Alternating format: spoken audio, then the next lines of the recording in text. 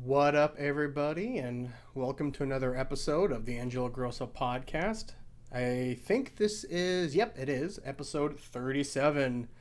I have LaFonda with me today. She's been absent the last couple podcasts. I haven't yelled at her in a while, but she's behaving herself. First off, I want to apologize for the abhorrence that has been the last couple podcasts when I am just reading nonstop in a very monotone voice about Joe Biden's executive orders. So I'm not going to do that anymore. If I want to talk about something, I will do it in a more entertainment style, because editing those last couple podcasts when I was talking about that shit made me want to stop this altogether.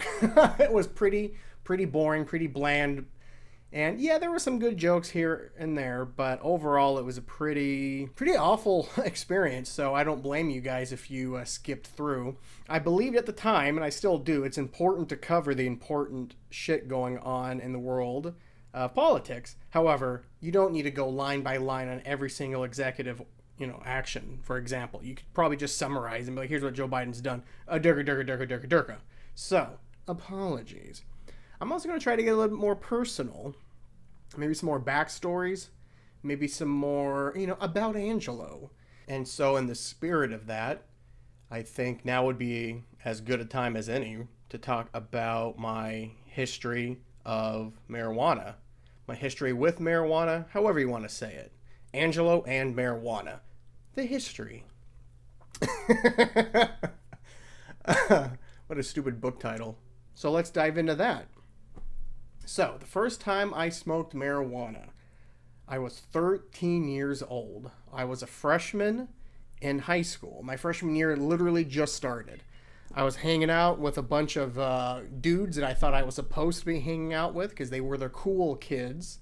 But I should back up a little bit. The reason I'm hanging out with these quote-unquote cool kids, the popular kids, the jocks, the pruppies, all that shit, the reason I thought I had to was because my whole childhood I watched TVs and movies and all that shit about you want to get in with the popular kids.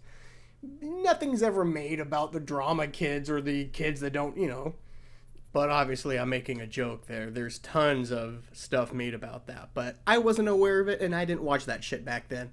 I was a sheeple, if you will. I consumed whatever the most popular shit was, which was, Saved by the Bell, The Fresh Prince of Bel-Air, and shows like that where like the popular kid was the star of the show. Full House, I think, did the same thing. Anyway, you know what I'm talking about. So I thought I had to do that. And there was a clique from my Christian school that went to the middle school that was, let me back up here. So a bunch of kids I went to school with transferred out around 4th or 5th grade to a public school. And now that public school sent most of their students to Liberty High School. And so I still had a connection with my school, of course, and then I had that connection with that public school, a clique of friends. So us Christian kids were incoming with the public school kids to meet their friends, and because they outnumbered us, quite largely so, it was their group, and we were going to try to fit in. A lot to handle when you're 13 and 14 years old, coming out of a fucking private school where you go to church every day and you're reading Bible verses like they're historical fact. So, anyways, one of my best friends at that time, John, was one of those kids that transferred out of the Christian school to the public school. But I would still see him all the time because he was neighbors with another one of my great friends from my Christian school, Jared. So, we still were hanging out all the time. However, I met his new friends in 8th grade, and I was so nervous, and I just kind of had a panic attack because I felt like I had to be something I wasn't. I had to put on a show, I had to pretend that I actually got a headache, a migraine, and I had to call my sister to come pick me up. And I felt really embarrassed by that, and some of the kids remember that. I would later find out. The new year started. I'm trying to make friends with these kids. They're all fucking assholes for the most part. Down the road, I would ditch the whole group for my real friends that I still have to this day. But for those first couple months, freshman year, I was hanging out with those kids that I really didn't like. They didn't like me. Maybe a few did, but John and Jared, of course, and there was another Jared, two Jareds. He and Shane. There was a bunch of friends from that Christian school that I was friendly with still, and there was maybe 2 or 3 of the new crowd. But anyway, I'm not sure any of this has to do with anything, but I'm trying to paint y'all a picture. So, a couple months in, John was hosting a bash, a party at his house. His parents were going to be gone. We had the whole place to ourselves. Some of the kids knew how to get alcohol. I knew how to get alcohol. That's why I was tolerated every now and then. But that was it. I thought I was just going to go there, have a few drinks, and try to hang out with these guys outside of school because I hadn't done that yet. I only hung out with these kids in the morning, at lunch, and then after school for like a little bit before the buses left. But I never hung out with them in the class, and I never hung out with them outside of school. I know, LaFonda, it was a very strange time. So this was a big deal to me. So I got all excited, I got all dressed up, and I went to this party. And in hindsight, I could see that I was not the only one there at the party that was nervous. There was a lot of nervous kids there. And then looking back, I now realize, shit, most of these kids probably hadn't drunk alcohol before, definitely didn't smoke marijuana. And everyone was just trying to be, machismo, macho, I'm a man, I can do all this. So, about the first 2 hours of the party, kids dropping like flies. I mean, there was kids that would pass out, would vomit. We would just laugh at them and make fun of them. This is when I learned I had a pretty good tolerance, by the way, because I was drinking just as much as them, and I wasn't feeling sick. I was drunk, but I was like jubilant. Like I was happy. I was making jokes. I was making everybody laugh. I was entertaining everybody. Then I started making fun of the kids who were passing out or were drunk or throwing up, which later bit me in the ass later in the year. But I was owning. This is like, I got this. Alcohol's awesome. So then, one of the kids who, to this day, if I ever see him walking on the sidewalk and I'm driving, I'm gonna have to fight the urge to just run him over. Fuck that guy. You know who you are. He had marijuana, and I had never smoked it before. And I would later find out it was only the guy that brought it and his buddy, who was equally cunty, were the only ones in this large group that actually smoked marijuana on the regular. So, but me being already drunk and cocky, I said, yeah, I know how to smoke. I had never smoked a cigar, nothing. But I had seen movies, and I've watched a rap and hip-hop music video, so I knew how to smoke weed, I thought. So, it was a pipe, and the dirtiest fucking shit. The weed was so disgusting. It must have been a shit that was like underneath his older brother's car seat for 3 months, and they scraped it off with a comb. I don't know. That shit was garbage. Anyway, probably had fucking lint and dog hair in it, but... Anyway, I lit it up. I fucked up the first time. Everybody made fun of me, but I said, I got it, assholes. And then I did it again. I got a good hit. I said, holy shit. And then I felt high immediately, passed it around. Then someone took out a joint, and we all passed that around. And then the rest of the night's a little bit hazy. But that was the first time I had ever smoking weed. And I loved it. But, like I was saying earlier, this clique of friends I had, they weren't really friends. I was just trying so hard. These were the Abercrombie and Fitch twats. You know what I'm saying? So, I stopped hanging out with them so much, and so there was my supply of marijuana, because my new group of friends, who, like I said, these are still my brothers to this day. No one in that group had marijuana. Nobody at all. It was still a big fuck deal to even think that you might have a chance about smelling it at a party, and therefore you may be able to touch it, and dare I say smoke it. But everybody had the alcohol hookup, so. And that was pretty much the rest of my high school. I would smoke marijuana sparingly through high school, but it was by chance. And if someone ever brought it, they were immediately the cool guy at the party. And so I really didn't start smoking until I was in college, probably my junior year. And again, it was more frequently than in high school, but I still wasn't doing it on the regular. So then I graduated college, and then I started hanging out with a wider range of people. Everyone's a little bit older now. And then marijuana started to pop up every now and then. Then it started to pop up more frequently, and then it was almost at every single party. And I realized that I had a pretty good liking to it, and it didn't really make me like get fucked up how you see it portrayed in movies and whatnot, where you're hallucinating and you feel like you're floating. And what was that movie, Reefer Madness, when fucking teenagers are jumping out of third-story windows because they think they're dying? No.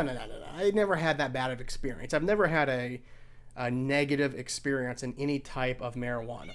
LaFonda, get down. And this includes edibles, and I know a lot of people have gotten fucked over by edibles. And I have taken some strange homemade, like trailer park in Tacoma edibles. I was fine. Who knows what long-lasting damage it did, but you know. Anyway, so now I'm started working at the bank, and one of my, again, best friends to this day, she had the hookup, and so we started smoking more often, and then it became legal. So the stigma was almost lifted. It was still there for a little bit. Now, who gives a fuck? I take my pen out in the middle of Target. I don't give a fuck, who cares? But then it was still a big deal. And so then I started smoking it a couple times a week, and then it became every day, but in the evening. And that's pretty much what it's been for me. And I have seen massive benefits personally in my own life that I can tell you about ad nauseum if anybody wants to hear about that shit. The drawbacks I've had to work with, because you do get that lackadaisical, unmotivated, kind of not really giving a fuck attitude about anything else besides what's happening right then and now, which is okay sometimes. I have seen some pros and I definitely have seen some cons, but the cons are good in a sense because you keep working on them, and the pros are always going to be good. And then you really have to debate if the cons start to get too much, and you really have to wonder, is it worth it? But luckily I haven't reached that point yet. It does take you a little bit longer to think of things. Now, your thinking isn't worse. Like, you're not dumber because you smoked marijuana, at least not in my experience. It just takes you longer to get to a point, but it's usually more well thought out. So it definitely calms you and gives you patience. I never really had an anxiety or depression problem, so I can't really speak to the benefits of that, but I have heard of it. But what I can tell you, that marijuana, coupled with a few other things, a few other changes, I should say, in my life in those days, I would put up there, unfortunately, my sister passing was kind of a life-changing event. I would say the stoppage of my spirituality, when I was always questioning my religious beliefs. I was raised in that stuff, but once I got out of college, the questions were getting louder and louder, and my friends who were Christians, a lot of them were becoming such fucking assholes. It's the cliche evangelical fucking asshole you see on the fucking news. I had a lot of friends becoming that, and some still are.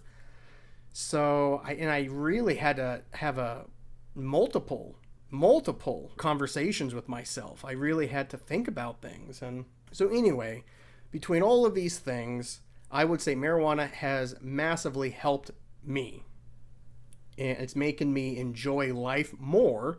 Not to say I wasn't enjoying life before it, but it basically, it almost puts a spotlight on things I don't think you would notice, or you would notice it, but it would be a fleeting glimpse. And instead, that marijuana gives you that, what's a good word for it?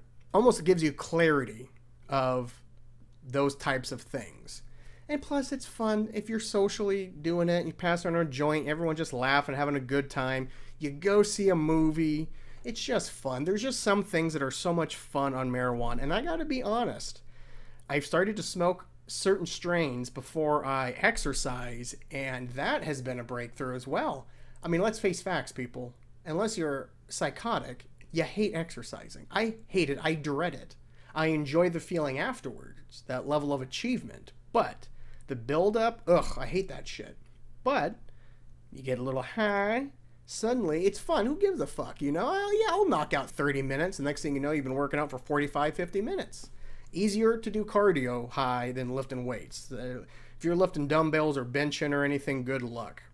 But if it's cardio, yoga, stretching, anything like that, I would recommend marijuana. Big fan of the dankage. I do think I smoke too much currently, and I would like to know how much I would be smoking if it wasn't for COVID-19. Because COVID-19 has definitely made me get a marijuana habit on top of my weed habit. Oh, that's a joke from one of my favorite comedians, Ryan Sickler. But he's accurate. You know, I definitely, my dank input has skyrocketed. I'm trying to cut back currently. I'm going to try to take 1 or 2 days off a week. This is my first week of doing that. I took Sunday off. I'm recording this on Monday the 1st. Can you believe it's fucking the 1st of February already? God damn, January was a train wreck. Anyway, I know you agree, LaFonda. What the hell was I saying, LaFonda? You screwed me up there, and then I ranted about February. So yes, my personal goal here is try to do at least once or twice a week, no marijuana. I think it's a good thing. I don't know if it's messing up with my brain. Who knows the long-term effects? This generation is really the first one where there's not, it's not seen as a criminal act, at least in this part of the country. And I know people are smoking way more than they ever have. The millennials and the Gen Zs are smoking marijuana that are outpacing the hippies. I mean, it's crazy. So we really don't know the long-term effects, positive or negative. So fuck it, I'm the guinea pig, baby.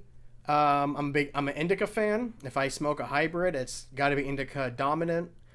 Not to say I don't like sativas, but sativas are for special occasions. Like if I am going to do daytime smoking, like it's a party or a wedding or some shit or a funeral, then I would smoke a sativa. But if I'm home by myself or chilling with my homies, it's straight indica or a hybrid dominant indica. I like it paired with red wine. I would not mix it with anything too sweet. So a lot of cocktails are out. White wine tends to be too sweet for me because, I'm a honky bitch.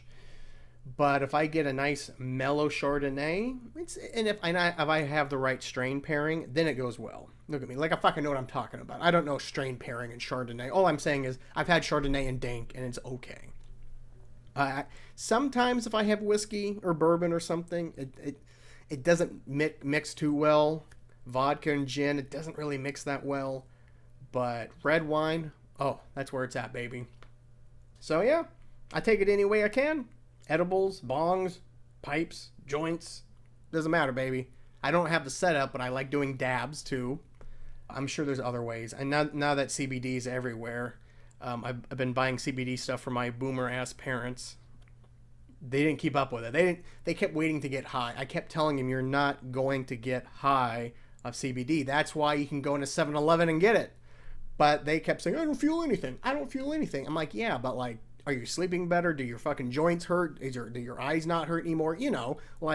This CBD is supposed to make you relax. Are you relaxed or are you stressed because you're expecting to get high? So, that boomer mentality. I love the boomers. I really do. But I really feel like most boomers, their evolution stopped in the 80s and it's just been a downhill slope ever since. Oh, God. Anyway. So, yeah, if you guys have any questions about marijuana, hit your boy up. But until then, let's keep this mofo a-rolling. I had to stop watching true crime and serial killer documentaries because for the last couple weeks, I swear I must have binge watched 4 or 5. And it was just starting to get to me. And I think the last 2, the Night Stalker and then the Yorkshire Ripper murder cases. And I gotta say, watching that Ripper series, my God, those were the worst teeth I've seen in any human being's mouth. All of them. Every cop, every detective, every former survivor, like everything. They just had the worst jingle mouth of yellow teeth. Really doesn't paint a good picture for universal medicine because if that's the dental work you get, good God. And I know it's a cliche and a tired stereotype, but good God, you limey bastards. Fix your teeth. But it was a good series, though. But again, it was just as depressing as the other murder documentaries. So those 2 ended it to me, and I couldn't take it anymore. So I had to say, I got to take a break. And so what I decided to do was to switch genres, and I switched right on over to the cult documentaries. That's where I watched the Nexum one, and I just finished a Heaven's Gate one. It was called Heaven's Gate, The Cult of Cults. And yeah, I don't know why I like watching weird shit. I don't know why I can't watch happy documentaries, but but I tell you, Heaven's Gate did solve a mystery. So I guess breaking news: Heaven's Gate had a black cult member.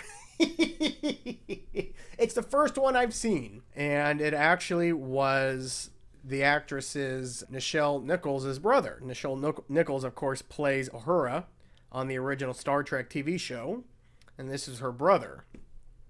Don't know much about him. His name is Thomas, and yeah, so there you go. One of the cults had a black member, and he was one that ended up killing himself on that day, where they thought they were hitching a ride on a spaceship that was following Halley's Comet back in '98, I believe. I would recommend the documentary series. It's pretty interesting to see the rise of all of these new agey cults in the 70s, because you had a lot of former hippies, and I guess we're still hippies in the 70s, but it's hard for us to kind of understand how some of those new agey ideas were so accepted back then. But a lot of the people were rejecting their parents' religious traditions. You know, these hippies' parents, you know, they fought in World War II. They stormed Normandy, and they were pretty strict in their religious zealotry, because who blamed them? It saved them from the Nazis, you know? So you can understand why their kids would kind of kick back on some of that. But this also was the first generation that involved UFOs, because, you know, Roswell happened in their lifetime. And not to mention the rise of the sci-fi movies and TV shows like Star Trek. So it's just yes, the emphasis on this documentary was, of course, on Heaven's Gate, but they did spend a little bit of time in the first couple episodes saying, well, there was a bunch of other cults like this one, and then showcasing it. So it's pretty interesting. If you find cults and mass suicides interesting, check it out. But last thing I'll say about the Heaven's Gate documentary is that I had a funny thought watching it. Maybe it was because I just got done watching some other cult documentaries like the Nexum one, where the mass majority of people tended to be moderately attractive people, or like above average, which kind of made sense to me, because, and I hope I don't offend anybody, but if I do, go fuck yourself. The more beautiful you are, the more stupid you probably are in terms of like street smarts, because everyone's been kind of bullshitting you this entire time. Like, the average person will lie easier to someone who's good looking than someone who's fugly looking. And I'm not talking out of school, baby. I took a couple psychology classes in college, and we watched a lot of shit. And I remember distinctly this test they did where they had an attractive guy walking down a street, and he fumbled papers. And you should have seen how many strangers stopped what they were doing and started to help this guy pick up all his papers. You know, they were blowing in the wind. And they did the same experiment with a quote-unquote unattractive person, and he dropped his papers. Nobody did a goddamn thing. They all just let this ugly fuck pick up his papers as they were blowing into the fucking traffic. This ugly guy could have got hit by a car, and people would just been like, that's what you get, you ugly fuck. But no, I think that's pretty accurate for society. So it's not surprising when I see very attractive people in cults or in pyramid schemes. I'm like, yeah, people are used to lying and being phony to you because they want to. I have some friends who are very attractive, very good looking, and I know they're dumb as rocks in a lot of areas where I'm very intelligent. So what surprised me in this Heaven's Gate documentary is how many ugly people were in the cult. And it blew me away. I was like, surely you should have known better. Surely you should have seen this coming. Like, I feel like ugly people are less willing to buy in to like a used car salesman or a snake oil salesman, or, you know, just hucksters. Whereas, you know, attractive people could be like, well, of course, why would this person try to get one over on me, you know? Everyone's been nice to me my whole entire life. That's why you see so many gorgeous athletes with 4.0s from whatever university they went to. And then you hear them talk, and they can barely form a sentence. just that's the way of things, baby. Kind of just made me chuckle to myself a little bit.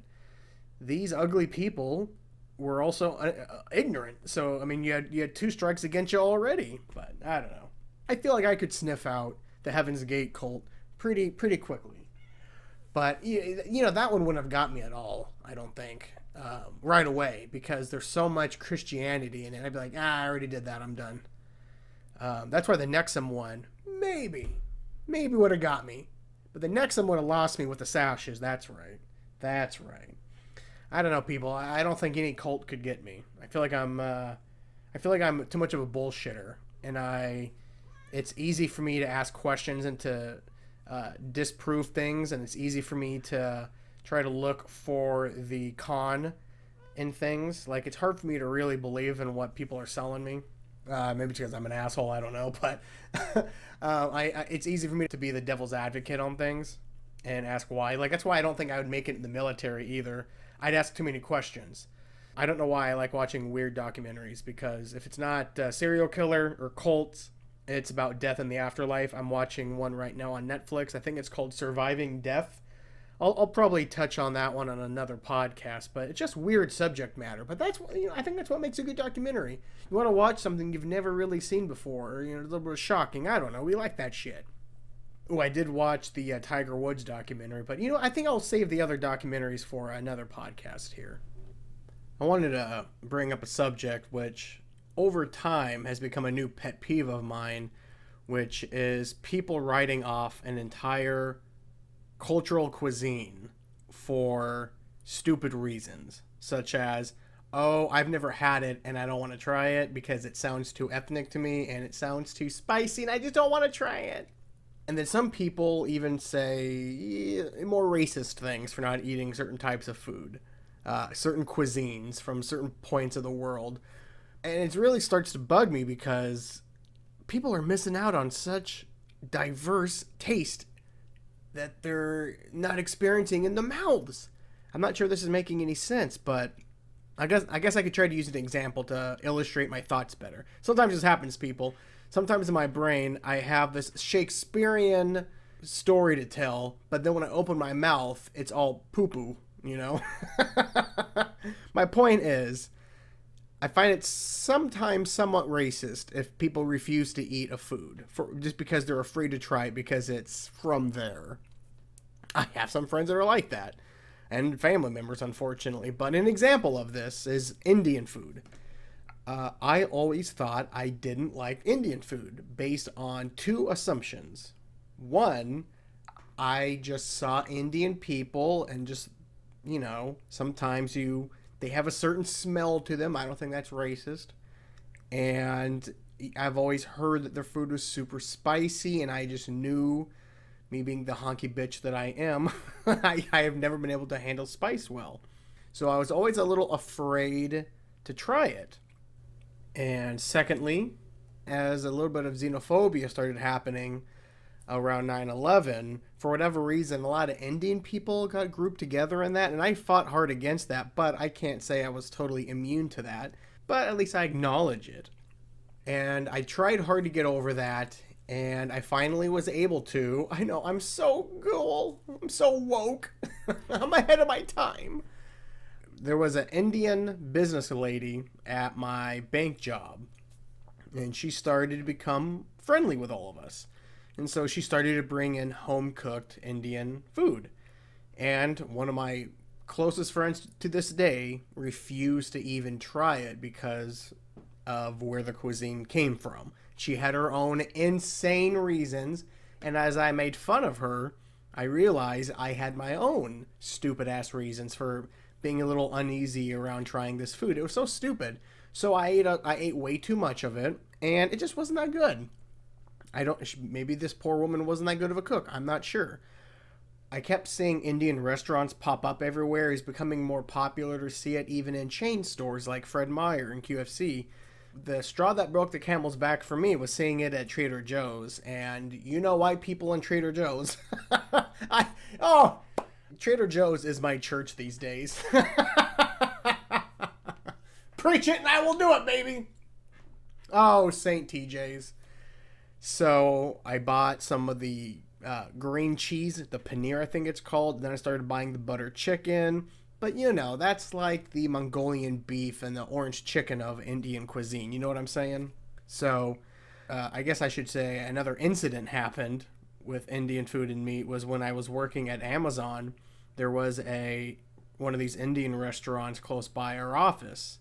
We went over there on some good recommendations, and the food was suspicious right off the bat. Like, it just looked cheap. Like, I don't know where this meat's coming from, And I got real sick on that. Not sick like food poisoning, but like I was sweating. I think I shit my pants. Maybe I definitely sharded once or twice. But it didn't shake me because I think I like Indian food. I like certain kinds, but I want to keep trying. And now I wouldn't say it's one of my favorites, but I now have it probably twice a month from Uber Eats. There's a really good restaurant nearby. I wish I could remember the name. I'd give them a shout out. Their coconut mango prawn curry is so good. Big old chunks of prawns. You get this dank coconut curry with chunks of mango, and it's spicy. Gets a little bit of pepper in there. There's garlic. My mouth is watering just describing it, and I had it a couple days ago, and ooh, baby. So I had a point before I started rambling about what I had for dinner a couple nights ago. Oh, yes, I think it's this very stereotypical American in the wrong way that we just kind of put our nose up at anything that is an important cultural dish, that you should be shared and celebrated. You should at least try it. And if you don't like it, at least you tried it, And I know people that if they're given a food that's too ethnic for them, they will just fake happiness, fake a smile, thank you, and then when the person's turned around, they dump that shit in the trash. You gotta at least try it, man. I had some of the best food of my life that way. I just don't get it when people do that. I just really don't. It's almost as baffling to me when someone doesn't like a very popular food dish, like a burrito or pizza or sushi. Like, how the fuck do you not like sushi or pizza? And God help me, how do you not like burritos? I mean, I gotta say, as a species, if we were in some kind of global cosmic import-export type business, I believe the planet Earth's one of its most popular exports would be Mexican food. So it's amazing to me. And Italian food, Chinese food. I just don't understand how people don't like all Chinese food, all Italian food, based on one thing. It just seems very American to me. I don't know why. I don't think that kind of mentality is acceptable in any other society. But I don't know. Maybe I'm just a self-loathing Yankee over here. I don't know. Like, I don't think that shit flies with our limey neighbors. You know what I'm saying? Oh, God. I don't know. I feel like I'm just rambling here about nothing. Indian food is good, though. I highly recommend it. And if you ever see a menu item that involves shrimp, coconut, mango curry, you get that motherfucker. And you tell them Angelo sent you. I think we can switch gears to something more personal. One of my good friends was asking me some dating advice. She was kind of getting ghosted in a sense from this guy she was talking to, and just wanted a single guy's perspective on this. And by the way, ladies, gentlemen, it's good to have a friend of the opposite sex that's also single, but for whatever reason you're not really a good match for, but you're still friends. It's good to have someone like that, or multiple people, because then you can get their opinion and their advice on things. But then you could take it with a grain of salt, you know what I'm saying? Like, if you like this person, but then you're like, the reason I'm not dating them is the same reason why any dating advice they would give me, I may have to, see if I really want to listen to that, if you catch what I'm saying, There's a reason they're single, you catch my drift? Just like they may say the same thing about me. Well, Angelo is giving good sounding advice, but he is single, so I don't know if this advice is, you know what I'm getting across, people. But anyway, she and this guy went out a couple times. I'm not going to go into specifics, none of anyone's business but their own. Oh, LaFonda, you nosy hoe. Oh, I love you too. And so she sent over a screenshot of some text to try to figure out what the hell's going on. And the guy did say some weird things for the reasons why he wasn't talking to her anymore. But it just brought up some bad memories of my own kind of it just kind of reminded me of my own experience these last couple months of being single and trying to date in this crazy ass world, because the same things that my friend was going through, I was just there like a week earlier. And I talked briefly about this last year, but there was this one girl that I let myself get excited about, much like my friend let herself get excited about this guy. And I think in our instances, we got excited too soon. We're too eager, Personally, I know I've gotten better at not putting strangers on a pedestal after, one or two conversations or one or two dates, I feel like people have to build up to that. You have to really see them in a lot of different situations to really get a good sense of who they really are. Because let's face facts. If you're dating, the first couple dates, you're pretending. You're not really yourself. You're trying to give off this aura of someone better than who you really are. Well, maybe that's just me, but you're full of shit really up until, at least for me, the fourth or fifth date. I'm like, you know what? I've gotten this far. I'm gonna pull back on some of these things and let me show her who I really am. It's kind of like you dress up really nice, you wear cologne, you take care of yourself, but maybe the fifth date, you forgot to shave, you're not really dressed up as nice, you're maybe somewhat mentally absent, but you're still there. I don't know if I'm making sense here, but you want to see the person at their most normal, at their most basic, and sometimes you want to see them at their worst to see, well, if this is at their worst, I can handle this. But back to this girl who kind of did the same thing that this guy was doing to my friend. Actually, it wasn't identical, but there was a lot of similarities. But we started talking on the phone, and that's a big deal. And we were talking on the phone almost every night for 2 weeks for hours and hours and hours. Not to mention we were texting each other throughout the day. And so I was getting pretty excited about the future with this girl. Now, there was one huge caveat, which is she lived far away in somewhere in eastern Washington. I forget where it is because, it was a couple months ago. But we were actually talking about maybe meeting halfway somewhere before Christmas. Sometime after Thanksgiving for sure. But out of the blue. And I'm talking out of the blue. I mean, you're going from talking to each other every day through text at least to almost talking on the phone every night, sometimes for 4 to 5 hours, to complete radio silence. I mean, I still don't think I got over it. I kept telling myself I did, but I let myself kind of fantasize a little bit and kind of imagine a good future. And I don't know if it's me because I'm a romantic, or I've seen too many movies, I've listened to too many songs, I've read too many books. I don't know. But it stings still. It does sting. And I haven't been that excited about any other girl I've talked to on the phone or talked to on these dating apps since. And what hurts the most is I don't have closure. I've reached out to her a couple times to find out what's going on. I haven't since, obviously. I'm not a creep.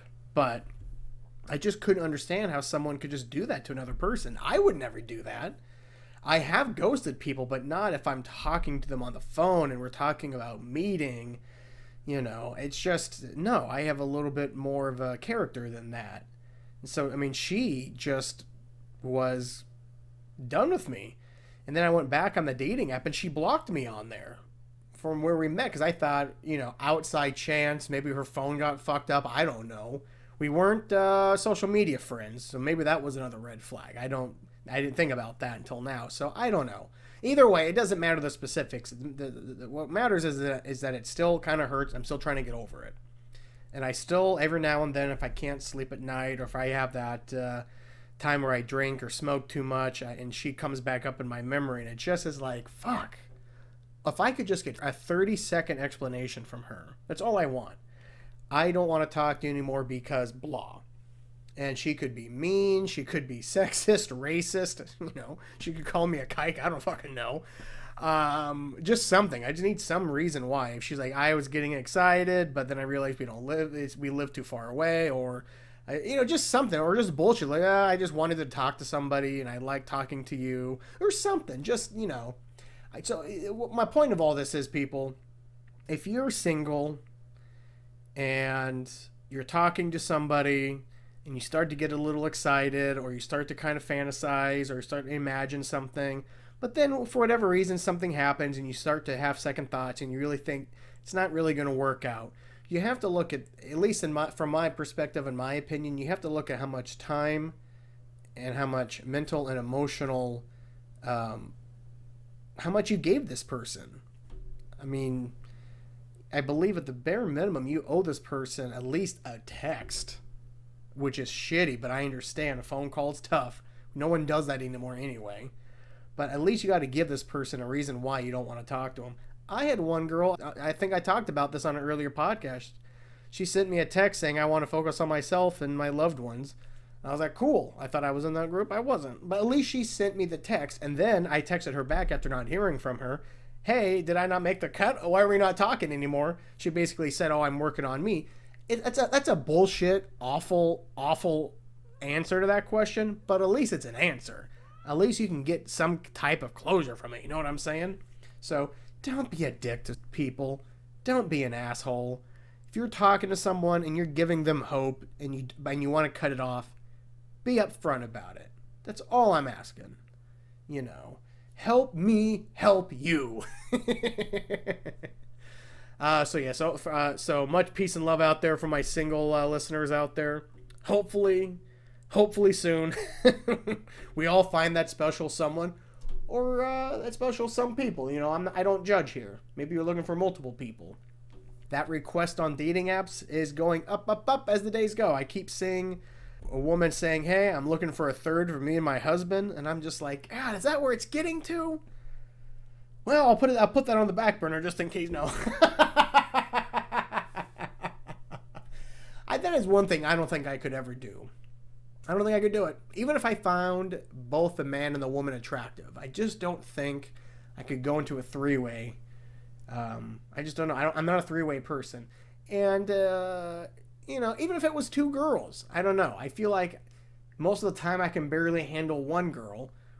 Two of them, I'm like, I don't know. It feels like too much work. I feel like it would be really fun for like 10 minutes. And then be like, all right, now what the fuck do I do?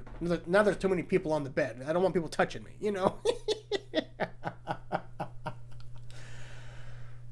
I don't know. I don't know if I'm an orgy person. But I guess you don't know until you try. Oh, God. Anyway, let's moving on here. I think we can, oh my God, I think we can actually get to Angelo's journal. Yeah, we can. All right, let's take a look-see here. And just a refresher, in case I have any new listeners, every so often I will take a look at my journal that I keep on my phone.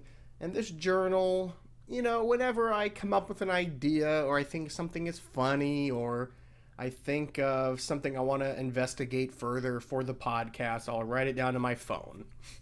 And this week I feel like we have a little bit of time, so let's take a look-see here. First I'm going to take a little swig here. I made a damn good Manhattan. And, if I was ever going to drink myself to death, and I mean really become a raging alcoholic, I'm talking Nicolas Cage leaving Las Vegas kind of alcoholic, it would have to be Manhattans and maybe Scotch whiskey.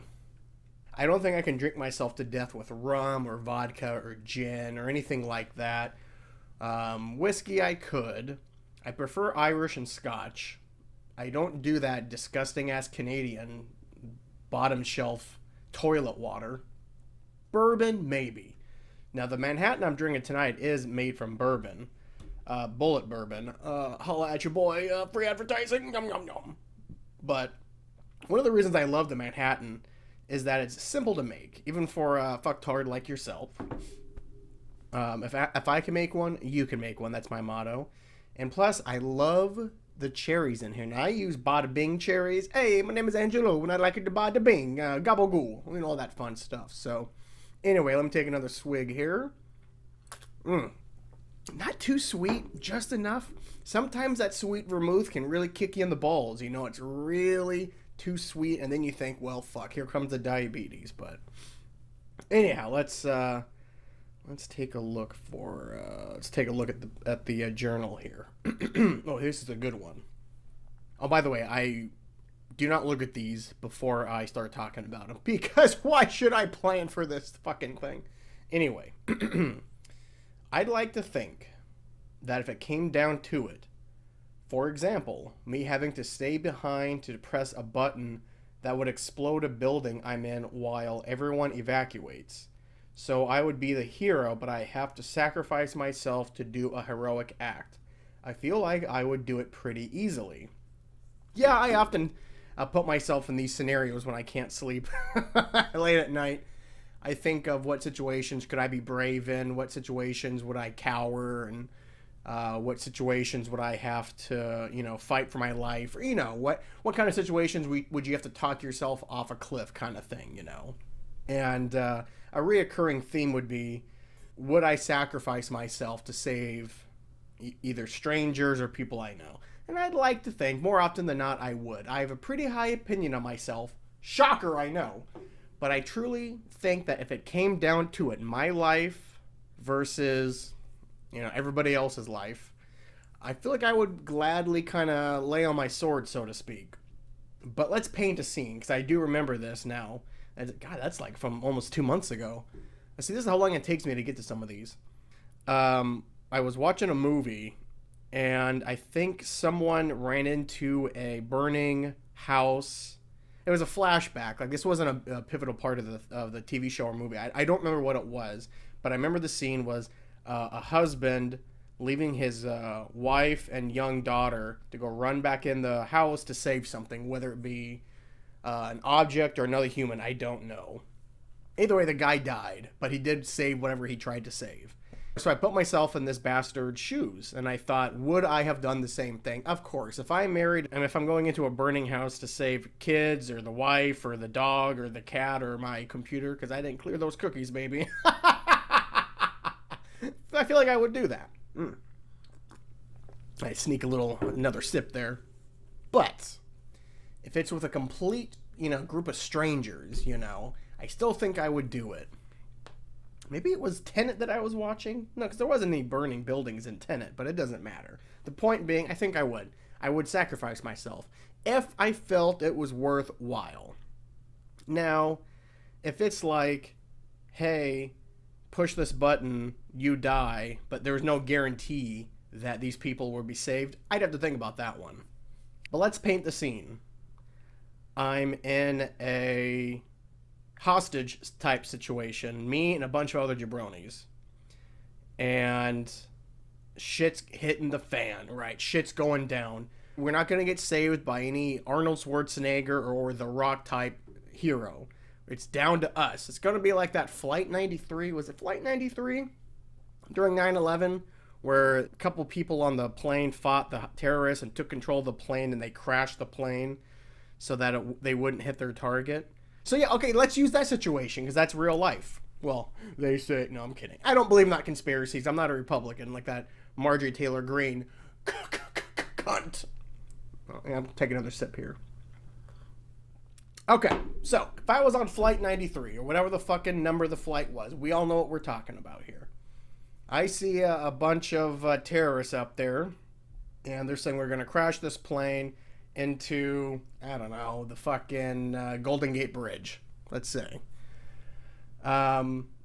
First off, I'd be surprised if they were Muslim terrorists, because the last couple terrorists I've seen have been far-right white kids, but no.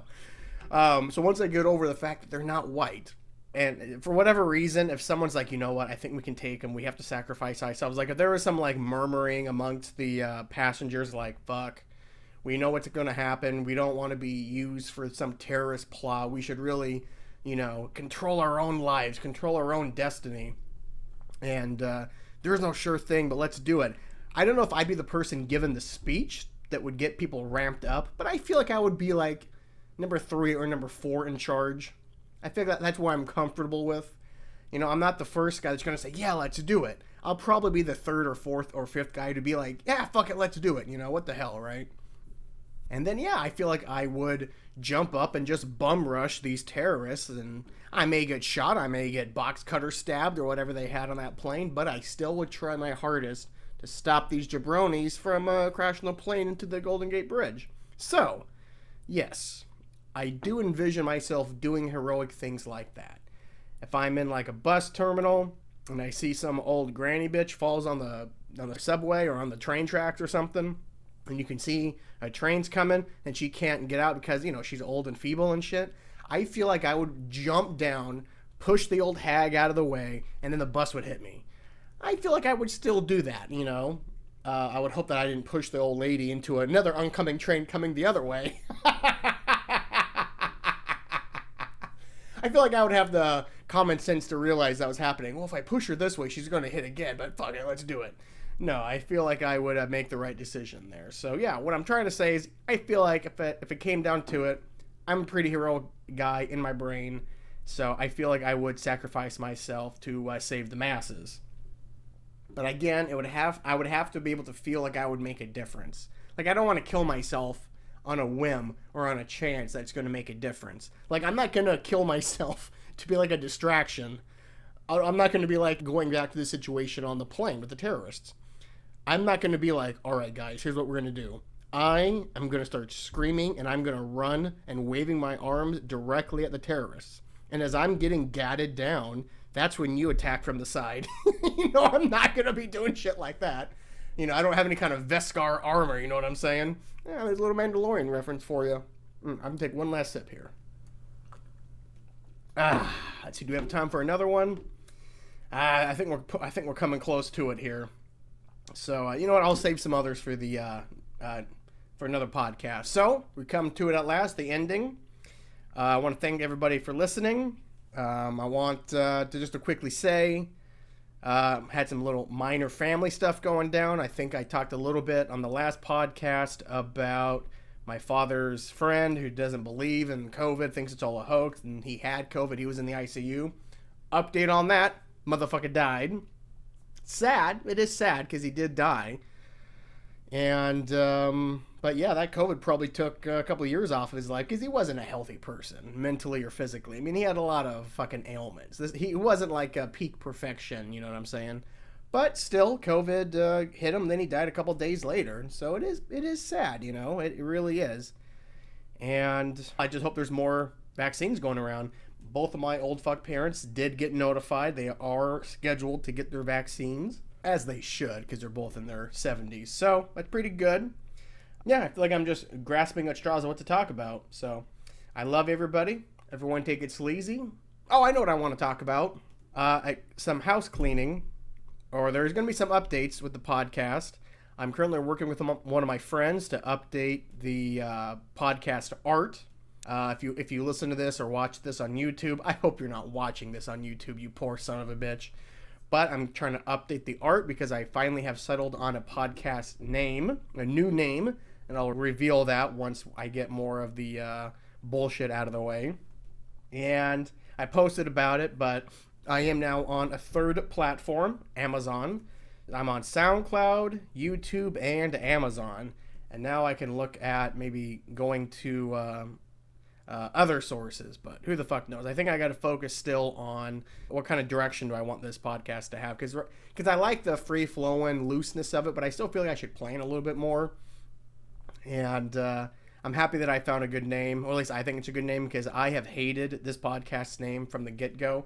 It was only supposed to be like a stopgap until I figured out a name, but I didn't think it would take me this long to find an adequate name that was available. So, you know, you live and you learn. You know, sometimes you put your tiny toe in the pool and test the cold. Sometimes you just gotta fucking jump in the deep end before you even know how to swim. So it's a fucking struggle, but it's still interesting and fun and a new experience. So anyway, I think on that happy note we can wrap up. I love y'all. Hope y'all take it sleazy. Don't do anything I wouldn't do. And go Chiefs. And I think that about does it. So, yeah, peace. Angelo out.